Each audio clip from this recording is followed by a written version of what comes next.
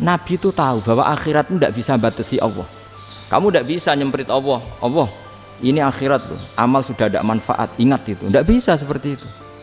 Allah itu nggak bisa tunduk sama konstitusi yang bernama akhirat. Artinya Allah meskipun di akhirat tetap duwe hak yaf'alu ma yasa atau yaf'alu ma yurid. Nggak bisa kamu terus wah ini akhirat amal ra iso dikirim wong mati, amal ra iso dikirim. Yang pangeran kok mbok atur.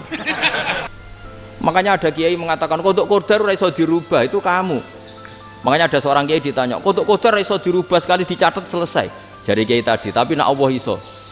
Dalile apa? Yang huwa ma yasa wa yusbit. Nak Allah ya iso, sing ra iso kan kita. Nah, Nabi itu tahu betul meskipun akhirat itu Allah masih bisa dinego saking baiknya. Ya Muhammad irfa' ra'sak wasal tu ta' wasatu safa. Semat sirahmu angkat. Kowe yo apa tak turuti. Terus semenjak itu Nabi minta apa? Syafaat. Karena dulu ulama itu sudut pandangnya itu ya seperti itu. Ada yang ulama suka ibadah itu sholat, ada yang milih tidur. Sampai Imam Ghazali bilang suatu saat ibadah terbaik di zaman akhir itu tidur kan.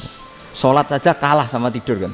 Tapi itu loh ya, yang wajib tetap loh, terus kamu gak sholat wajib. Begini beliau mencontohkan itu. Ada orang sholat tahajud terus obsesinya itu ingin hajatnya terkabulkan. Sementara yang tidur obsesinya nikmati rahmatnya Allah, boleh tidur, bisa tidur. Kata Imam Ghazali, timbang kita tahajud terus nuntut pangeran aduk turu katanya. Mergo engko dia akibat terus setan memberi bisikan, lo nyatanya kamu tahajud ya gak terkabul, berarti cerita bahwa Nabi ngendikan kalau doa tahajud mustajab enggak. Daripada ngono ki aduk turu ora tau donga ya. Timbang abri-abri Islam ya, timbang elek-elekin apa? Islam. Jadi ulama itu mulai dulu itu sudah berpikir. Banyak orang menjadikan tahajud, sholat malam itu media untuk hajatnya. Dan kalau nggak kesampaian ini mutung. Nyalahkan kiainya ijazah ramandi. Macam. Daripada ngono ora usah apa? Tahajud wis turu. Dan jenis kayak ini tuh banyak. Makanya ulama kayak saya itu saenake dhewe itu ya jarak. Saya sering didolani muhibbin terus bilang Gus saya doakan gini-gini saya mau nyalon bupati atau saya gini. Saya bilang gak waduh orang dongo, nak ramandi darani ulama dongane ramandi. Nak mandi kamu jadi bupati tetap nganggep karena beli. Sopo sing ra roh bupati saya gak beli. Ribet kan? Ketika mereka jadi ngunsurkan doa kamu apa karena kemarin beli? Yang beli maksudnya nggak beli nggak usah tersinggung. Jadi ribet ngadepin. Nggak artinya gini loh, doa itu jangan dipakai begitu loh. Kalau minta nasihat tak nasihati jadi bupati yang baik, gubernur yang kalau minta doa itu resikonya. Akhirnya kiai kalau diminta doa ya doa sebenarnya diisinya itu nggak doa kemenangan. Selamat. Itu nggak selamat gitu. Karena ribet. Makanya Islam itu doa itu setelah iman. Aturan iman benar baru doa. Aturan iman benar termasuk Allah itu yaf'alu ma yasha, boleh melakukan yang dikehendaki. Allah enggak boleh terdikte oleh doa kita, enggak boleh. Ya saya ulang lagi ya, mazhab Hasan Asyadzili ini khas kita. Jadi la ilaha illallah itu didahulukan sebelum istighfar. Tapi kebalikannya mazhab Imam Sanusi itu dibalik. La ilaha illallah itu kalimat yang sakral. Karena yang sakral dibutuhkan muqaddimah, yaitu yang melafadzkan harus yang sudah bersih, yang sudah steril baru melafadzkan la ilaha illallah. Maka dalam mazhab Sanusiyah istighfar dulu baru la ilaha illallah. Nah cara mazhab Abdul Hasan Asyadzili kebalikan, istighfar itu sah setelah sahnya tauhid. Kamu ikut mana tuh? Asyadzili apa Sanusiyah? Alhamdulillah sama-sama tidak paham ya sudah. Akhirnya tidak, ya saya nggak kemana-mana kan gitu. Jadi apa ya? Terus ini saya teruskan ini biar khas pesantren atau khas NU lah, kalau bahasa Pak Rektor khas NU. Ini Ben sampean tahu beberapa perbedaan itu lazim, halaman 24. Ya halaman 24 sama 25. Tak baca ini masih orisinil. An Sufyan bin Uyainah ini juga gurunya Imam Syafi'i. Kata Sufyan bin Uyainah beliau cerita, kana Isa wa Yahya alaihi masalam ya'tiyanil qaryah. Fayas'alu Isa an syirari ahliha. Was'alu Yahya an khiyari ahliha. Jadi Nabi Isa dan Nabi Yahya itu satu generasi, sama-sama masih muda. Kalau di satu kampung yang Nabi Yahya tanya, ini keluarga terbaik siapa? Saya mau nginap di situ karena kumpul orang baik itu nyaman. Kalau Nabi Isa kebalikan, keluarga terburuk mana ya? Saya tak di situ. Nah terus akhirnya faqala lahu Yahya, lima tanzilu ala syirarin nas. Kenapa kalau kamu bermalam kok malah kumpul orang-orang yang nakal? Innama ana tabibun udawil mardo. Saya ini nabi ibarat dokter. Di mana-mana dokter yang ngumpuli yang sakit, ngobati yang sakit. Makanya di NU itu ya banyak Kiai Jazab mengumpuli yang nakal-nakal. Nak tepak yang ngentas yang nakal, nak ora tepak ya katut. Ini adu nyali lah sudah gitu. Tapi itu ada ilmunya, yaitu niru Nabi siapa? Isa.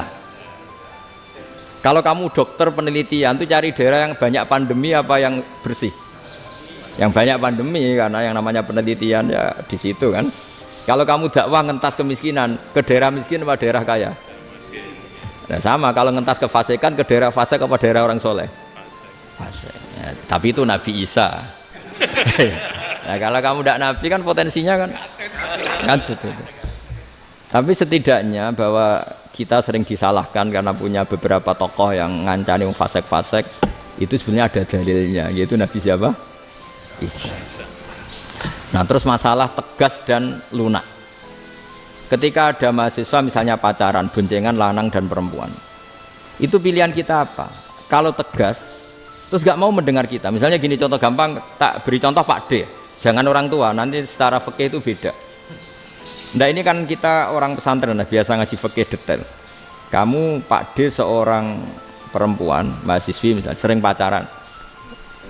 Setiap ke situ sama pacarnya kamu diam saja. Padahal kamu dosen keislaman. Mesti pamanaan kamu nyimpulkan, ternyata pacaran itu tidak apa-apa. Buktinya Pak D itu tidak negur, menengai. Ini berarti as-sukut alal mungkar. Tapi kebalikannya, Pak D ini terkenal keras. Nak rono mesti radaku ponaan. Akhirnya yura rono. Mesti ngerti nak mesti diamuk. Nah, dua orang ini sama-sama gagal kan? Yang lunak menjadikan ponakannya pacaran terus karena enggak negur sehingga dikira membolehkan. Sing keras juga enggak sempat bina wong rono era wani. Akhirnya dua orang ini sama-sama enggak ketemu, sama-sama enggak berkesempatan membina kan? Gagal membina kan? Karena yang keras ponakannya enggak pernah situ, berarti enggak bisa bina kan? Yang lunak membiarkan berarti juga ada bina. Nah, Islam itu antara dua itu. Ya agak terlalu lunak, nggak terlalu keras. Karena kalau terlalu keras, misalnya ada kiai terlalu keras, lu masyarakat mau tanya itu gimana? Lari kan? Lu saya ini punya pengalaman pribadi. Saya ini kan kecelok orang alim. Itu kalau pernah ya saya itu berusaha ya pokoknya ya umumnya orang alim lah, tenang terus anteng, nggak gejlok-gejlokan. Itu nggak ada yang tanya. Saya mimpi ketemu beberapa ulama itu disalahkan. Terus umat saya kalau mau tanya itu ke siapa? Wong alim wis wibawa, meneng tambah banget wibawan. Bala Qur'an sering gojlok rektor macam-macam. Terus wong wanita kok, saya biasa ke pasar pandangan dicegot orang. Gus, putri saya itu sering keluar darah tapi melebihi batas haid gini-gini. Kalau badhe sowan jenengan, gak usah sowan ning kene mbek ngadeg-ngadegan. Terus tanya, yang haid berapa hari, Gus? Ya supaya rudat ilal adat sebelum dia punya penyakit istihadah itu berapa? 6 hari ya sudah, kembali 6 hari lainnya mustahadah, tetap sholat, tetap normal. Tapi kalau sawi bawa, moro pasar gue tasbih dulu. Iku mesti wong salaman njaluk donga yakin. Tapi baru kayak rada uraan ketemu wong-wong, dol pening ndi? Mak pening ndi? Gus beneran Gus ketemu jenengan kula wingi badhe tuwa kok. Hanya tanya. Dadi uraanku iku amdan. Lho nek sampean asli, iki asli uraan. Karena ndak uraan lah tetap ndak wibawa kan. Jadi baru kayak uraan itu ya banyak. Saya itu kalau ngantor di Jogja itu banyak orang yang tanya. Ya biasa tuh tanya macam-macam. Karena saya uraan. Ke pasar ya orang, bahkan di bis sering ketemu orang. Wah beneran Gus kalau badhe sowan jenengan badhe tanya ini. Ya sudah di sini aja. Jadi semua itu diilmoni. Nabi itu punya sisi yang dua-duanya jalan. Memang beliau luar biasa, dipilih Allah yang luar biasa. Nabi ketika wibawa itu banyak sahabat yang bahkan mengenali wajahnya aja tidak bisa. Ka'anna ala ru'usihim at-thair. Bayangannya seakan-akan di kepalanya itu ada burung yang takut terbang, saking antengnya. Tapi Nabi sekali mengeluarkan job, sekali santai, itu sahabat tanya itu sampai yang nggak pantas ditanyakan. Nabi saya tadi kumpul istri saya, tapi ndak inzal itu wajib mandi ndak? Aro'aita law anna ahadana ya'ti imra'atahu wa lam yunzil. Itu ya ditanyakan. Nabi pun kumpul ya betul saged inzal sepundi. Guys betul lagi. Terus ya ada yang tanya macam-macam. Ya saking ada sahabat dipanggil Nabi tambah lari, dipanggil lagi tambah lari. Panjenengan nyeluk, oh pas kula kumpul bojo kula. Lah kula kuwatir jenengan orang suci, saya belum mandi, makanya saya lari. Nabi ngendikan innamal mukmin thahir, ya nak masalah ketemu kiai ra apa-apa ijek junub. Sementing kok nak salat ya adus sik. Tapi Nabi sekali pakai madzahirul jalal, tapi pakai wibawanya, itu orang enggak berani ngomong. Tapi sekali Nabi rileks, itu orang bisa tanya apa saja, termasuk halal yang enggak pantas. Lalu ada sahabat itu tanya lucu, tanya Maimunah. Maimunah itu ya cantik tapi sudah agak tua lah.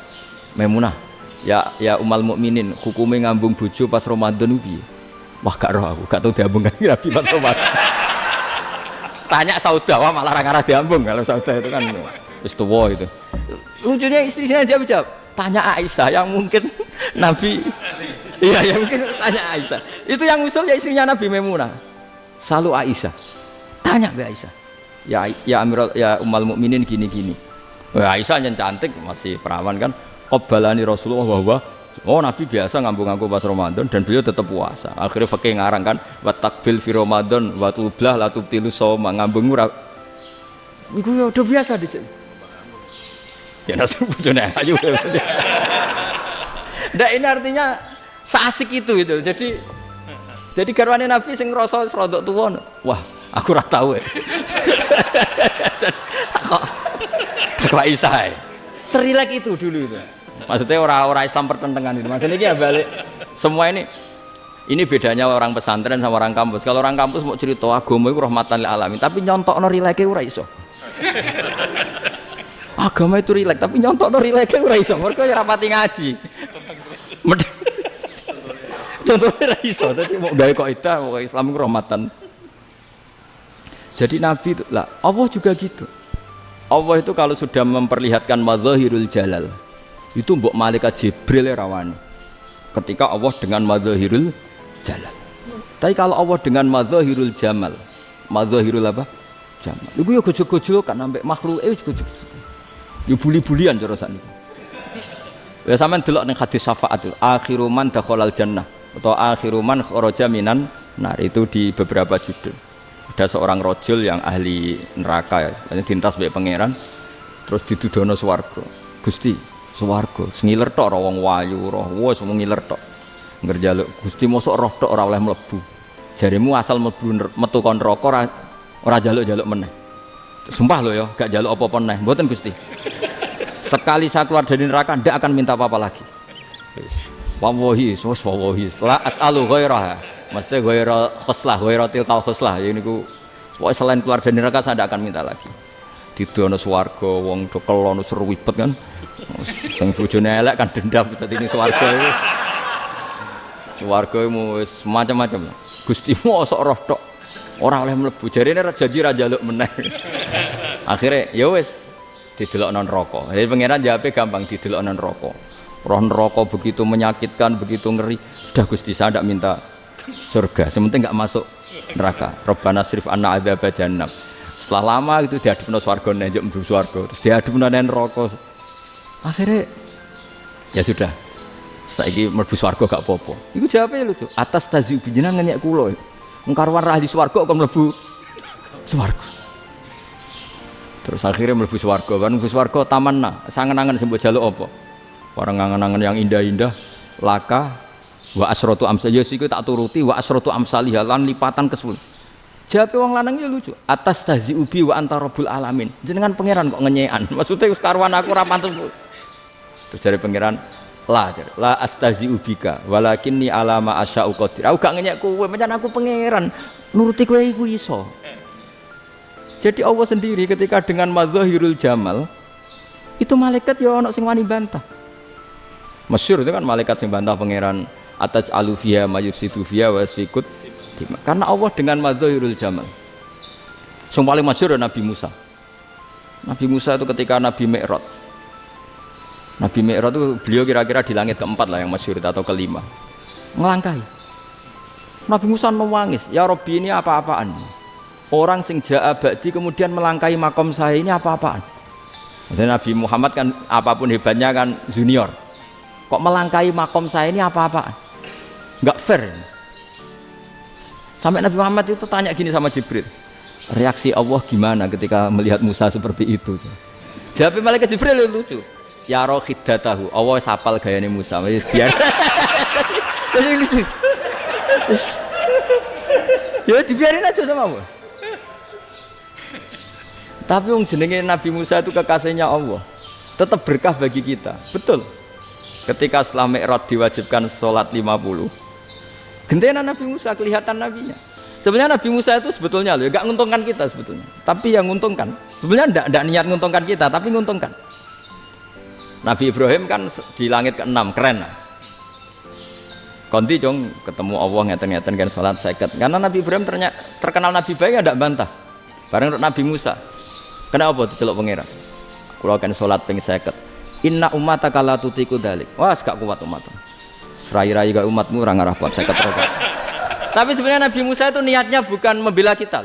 Fa inna ummati la umatku sing gagah-gagah ra iso meneh umat. Berarti sebetulnya ya itu masih pakai gengsinya gitu. Wes ngono-ngono lah sementing kita untung. Sebetulnya dia itu gak terima wong umat saya aja yang lebih kuat. Gak kuat apalagi umatmu.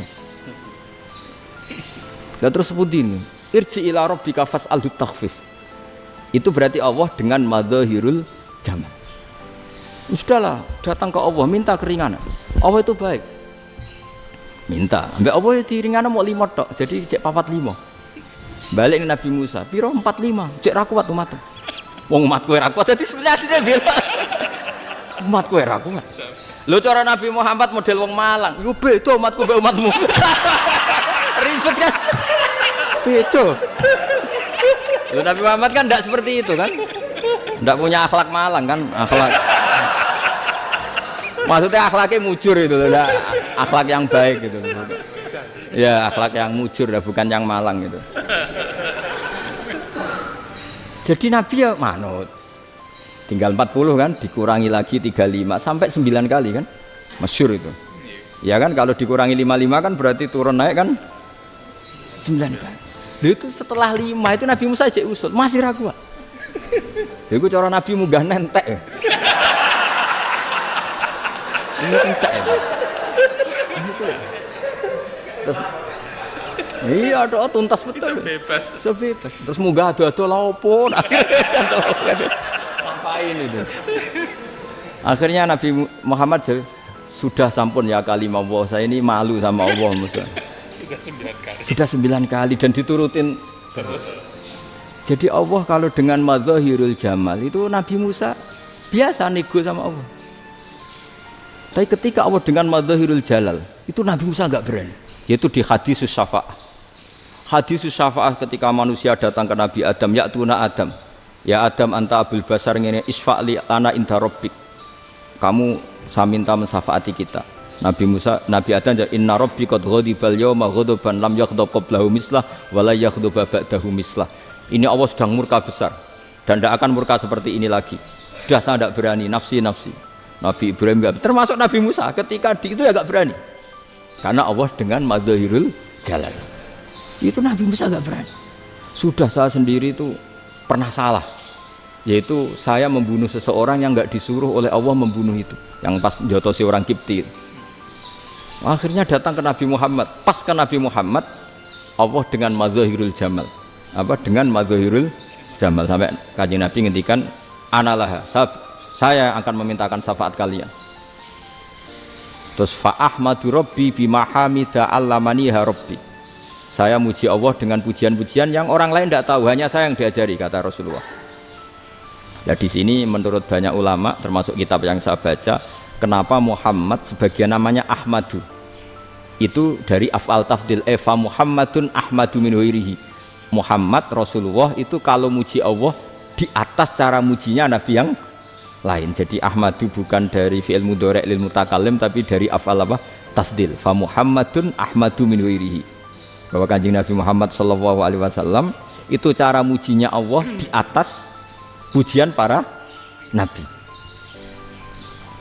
Makanya di sini Sayyid Ali Zainal Abidin kalau muji hamdal hamidin wa fauqa hamdil hamidin. Jadi pujian saya ini di atas rata-rata cara mereka apa? Memuji. Yaitu sirinya apa? Nabi itu tahu bahwa akhirat itu tidak bisa batasi Allah. Kamu tidak bisa nyemprit Allah. Allah, ini akhirat tuh. Amal sudah ada manfaat. Ingat itu. Tidak bisa seperti itu. Allah itu nggak bisa tunduk sama konstitusi yang bernama akhirat. Artinya Allah meskipun di akhirat tetap duwe hak yaf'alu ma yasa atau yaf'alu ma yurid. Nggak bisa kamu terus wah ini akhirat amal ra iso dikirim wong mati, amal ra iso dikirim. Yo pangeran kok mbok atur. Kalau kita yang mengirimkan tidak bisa, tapi kalau Allah tetap bisa. Makanya ada kiai mengatakan kodok kodar ora iso dirubah, itu kamu. Makanya ada seorang kiai ditanya, kodok kodar ora iso dirubah sekali dicatat selesai. Jari kiai tadi, tapi nak Allah iso. Dalile apa ya huwa ma yasha wa yusbit. Nak Allah ya iso, sing ra iso kan kita. Nah, Nabi itu tahu betul meskipun akhirat itu Allah masih bisa dinego saking baiknya. Akhirnya Nabi sujud, masyhur itu terus, ya Muhammad irfa' ra'sak wasal tuta wasatu safa. Semat sirahmu angkat, kunjuk apa tak turuti. Terus semenjak itu Nabi minta apa? Syafaat. Jadi makanya terus banyak GNO sing macam-macam lah. Sing ana sing potongane wedi terus hati-hati. Iku berarti makome Madhahirul Jalal. Ana sing amen guyon nek makome Madhahirul Jamal. Ana sing ra jelas ngene iki, sing ra jelas. Nak guyu buanter kok nangis yo buanter. Jebule urusan utang. Lah ini sudah yang udah. Jadi makanya yang rileks saja. Sebenarnya agama ini santai, rileks karena agama ini harus bifarohin wasururi. Enggak boleh agama ini dibawa dengan kekerasan, dengan antisosial. Karena agama ini harus kul bi fadlillah bi rahmati fa bidzalika falyafrahu, harus senang, harus rileks. Makanya saya jadi kiai itu senang takutnya gini. Sekali saya tidak senang jadi presiden buruk. Ternyata di dua ngalim raina itu contohnya. Sampai merengut terus uripe susah. Nanti orang tidak berani jadi orang alim. Makanya saya buktikan bahwa saya lebih bahagia dibanding rektor. Nanti orang ingin jadi rektor semua nggak ingin jadi orang alim. Iya, makanya ini kan bentuk kearifan lah. Jenengan ngakui fungsi kiai kayak saya itu bentuk kearifan. Saya juga ngakui jenengan ini butuh kearifan. Saya sering didolani KUA itu. Itu rata-rata ya didikan kiai. Kompilasi hukum Islam itu banyak ya, janda cantik. Contohnya harus cantik, kalau jelek nggak mungkin terjadi kan. Ada janda cantik kebetulan suka kawin tapi takut zina.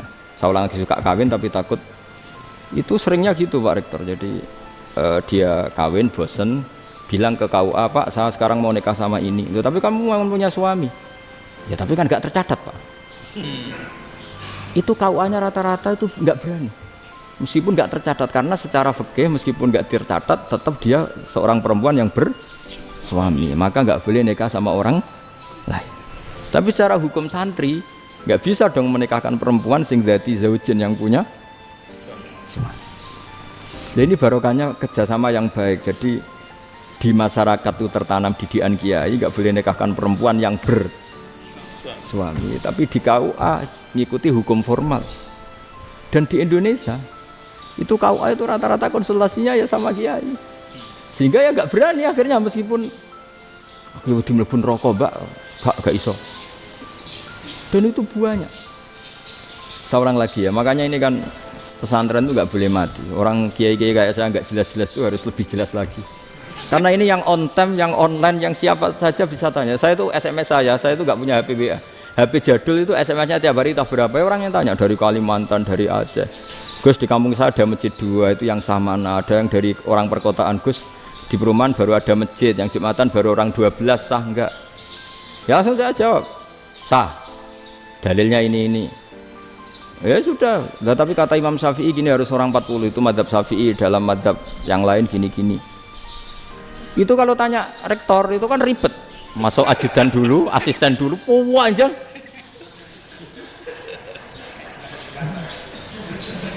Wah itu kan ribet kan. Manggil dosen dekan VAI dipanggil, dekan VAI nggak mau langsung jawab, cari dosen yang nekuni itu. Usul fikih saya nekuni itu baru seminar, nunggu dulu Mbak ini orangnya baru. Panjang kan. Bisa tutup Islam kalau kesuwen. Coba kalau tanya kiai kan enggak ketemu di jalan. Dulu Mbah Zubair kata Mbah Mun, saya termasuk santri yang diapresiasi Mbah Mun. Dhisik Mbah Zubair ya ngono, anak nong takok pesowan gak oleh. Gak takok ning kene. Saya biasa ditanya orang ngadeg-adegan. Ya alhamdulillah ilmunya cukup, kalau gak cukup ya kok sik. Jadi sebetulnya orang sopan itu ya agak-agak ada yang ditutupi sebetulnya. Mboten prayogi teng dalan nginjang mawon matur. Ya sebetulnya ya sebenarnya memang ilmunya agak cukup gitu. Tapi itu sebenarnya secara fikih itu haram, menunda itu haram. Ya haram tuh, coba bayangkan ya, kalau tanyanya sekarang, Gus saya ini sudah keluar darah 1 bulan penuh, padahal normalnya hanya 6 hari. Saya nanti sholat enggak? Kalau nginjang mawon dugi kula, berarti kan hari ini belum ada keputusan. Sholat apa enggak kan? Tapi karena modus tadi, boten prayogi nggih ngendikan ngoten teng dalan nginjang tengen kula. Itu kemungkinannya 2, sopan atau goblok, itu saja. Kayaknya kalau sopan enggak lah. Kayaknya enggak lah kata. Karena secara fikih itu jelas haram. Bagaimana mungkin sesuatu yang harus dipraktekkan nanti duhur dijawab besok? Berarti duhur, asar sampai subuh belum ada jawaban, berarti enggak ada sholat kan? Makanya dibutuhkan orang-orang alim yang kultural seperti ini, dan NU menghormati kultural.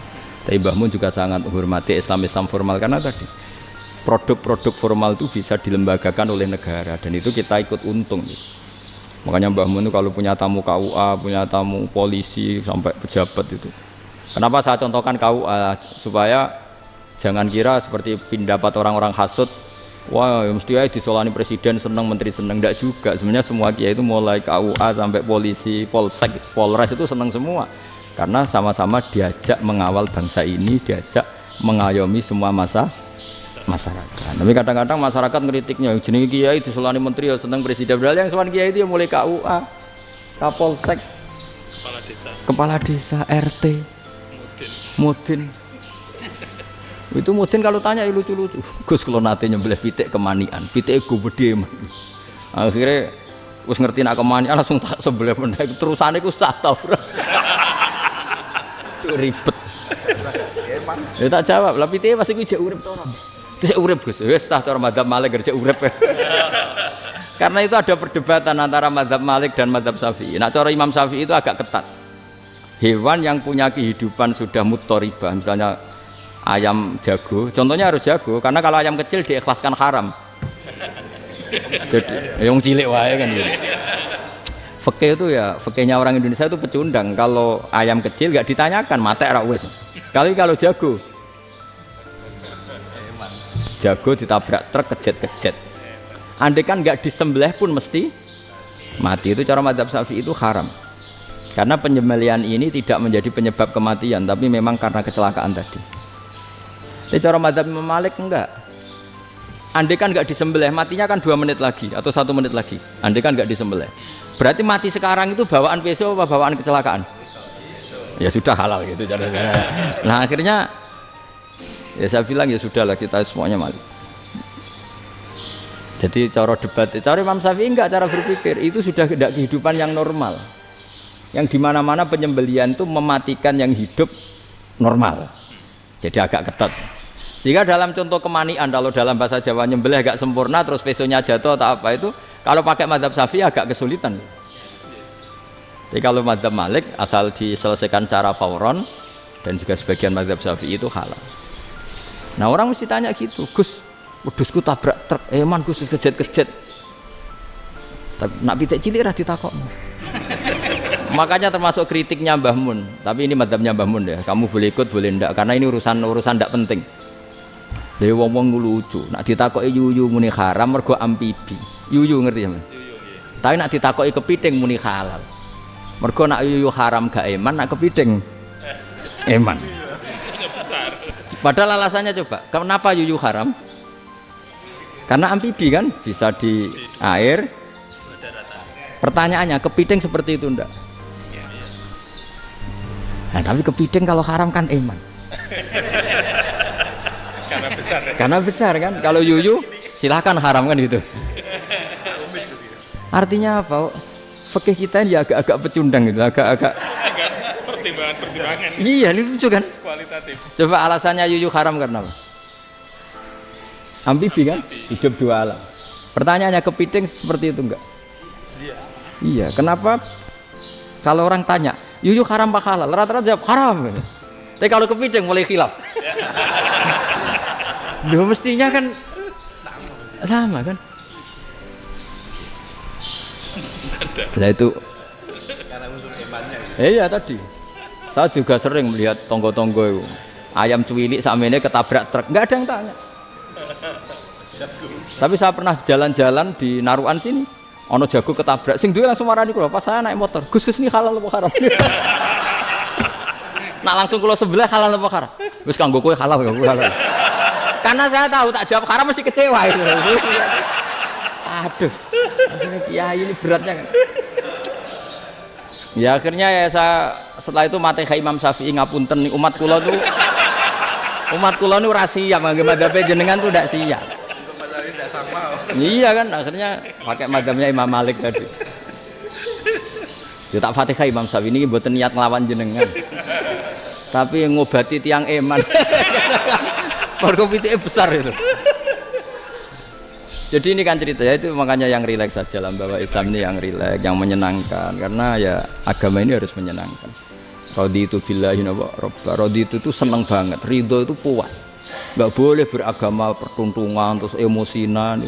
Ya marem atau raditu itu marem. Jadi yang ya saya kira demikian. Assalamualaikum warahmatullahi wabarakatuh.